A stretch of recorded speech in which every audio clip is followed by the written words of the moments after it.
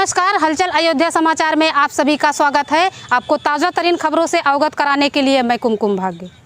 हरियाणा के गुरुग्राम की आयुर्वेद डॉक्टर श्रीमती मृदु गुप्ता द्वारा जून माह में गोवा में आयोजित डॉक्टरों की 3 दिवसीय प्रतियोगिता में दिल्ली की तरफ से भाग लेकर बढ़ाया अपना और प्रदेश का मान। वहां पर आयोजित कई प्रतियोगिताओं में भाग लेकर अंतर्राष्ट्रीय डॉक्टर की उपाधि से हुई सम्मानित। इस प्रतियोगिता में भारत के विभिन्न प्रदेशों से आयुर्वेद, एलोपैथ, होम्योपैथ आदि विभिन्न प्रकार के डॉक्टर हुए थे शामिल। डॉक्टर मृदु गुप्ता द्वारा बताया गया कि घरेलू, पारिवारिक, बिजनेस विभिन्न प्रकार की जिम्मेदारियों का निर्वहन करते हुए कई लोगों के बीच प्रतियोगिता में भाग लेकर बड़ा पुरस्कार हासिल करना हमारे लिए एक बड़े गौरव की बात है। डॉक्टर दिवस पर डॉक्टर मृदु गुप्ता के शुभचिंतकों द्वारा अंतर्राष्ट्रीय डॉक्टर पुरस्कार से सम्मानित होने पर स्वागत समारोह का आयोजन कर स्वागत कर बधाई दी गई। कार्यक्रम के बारे में डॉक्टर मृदु गुप्ता द्वारा जानकारी दी गई। मैं डॉक्टर मृदु गुप्ता आयुर्वेदा कम लाइफस्टाइल कंसल्टेंट हूँ और जो कि गुरुग्राम में प्रैक्टिस करती हूँ।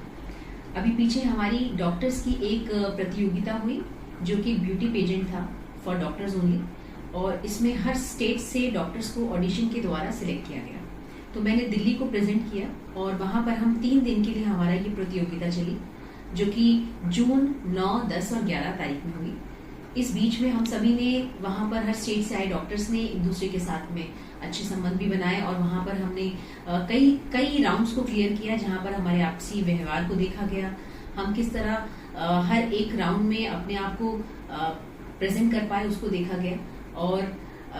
अंत में उन्होंने कुछ प्रतियोगिता में सबको सम्मानित किया, जिसमें मुझे उन्होंने मिसेस मेडिको दिवा इंटरनेशनल की उपाधि से सम्मानित किया। और ये बड़े गर्व की बात है कि आयुर्वेदिक डॉक्टर होते हुए भी या हम अपने रूटीन में बड़े बिजी होते हुए भी, प्रैक्टिस करते हुए भी अपने आप को यहाँ तक ले जा पाए, क्योंकि हर महिला खासतौर पे जब काम भी करती है और डॉक्टर के रूप में उसके ऊपर बहुत सारी जिम्मेदारियां हैं, घर के रूप में बहुत सारी जिम्मेदारियां हैं, उन सब जिम्मेदारियों के बीच में हमने अपने आप को समय देकर वो 3 दिन जो निकाले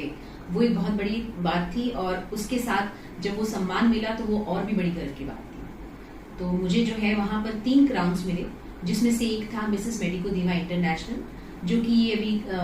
कहा जा रहा है कि श्रीलंका में अगले साल जब डॉक्टर्स की एक प्रतियोगिता और होगी, जिसमें इंडिया, भारत की तरफ से अगर कोई रिप्रेजेंटेटिव होगा तो उसमें शायद मुझे वहां जाने का भी मौका मिले। दूसरा, मुझे मिसेस मेडिको दिल्ली का भी एक उपाधि मिली है और वहां पर बेस्ट कॉस्ट्यूम का भी एक, नेशनल कॉस्ट्यूम का भी एक अवार्ड था, जिसे भी सम्मानित किया गया। तो बहुत गर्व की बात है मेरे लिए कि प्रैक्टिस के दौरान हम अपने आप को समय नहीं दे पाते, घर को संभालने के दौरान एज महिला हम अपने आप को समय नहीं दे पाते, लेकिन उस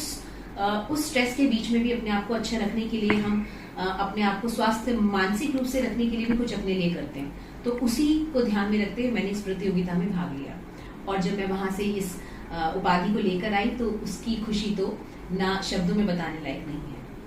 हाँ, मुझे अपनी फील्ड में, आयुर्वेद की फील्ड में 18 साल से ऊपर हो गए हैं प्रैक्टिस करते हुए। मेरा जो अनुभव है वो यही कहता है कि जो आने वाले हमारे भविष्य के डॉक्टर्स हैं, उनके सभी के लिए मेरी एक सलाह है कि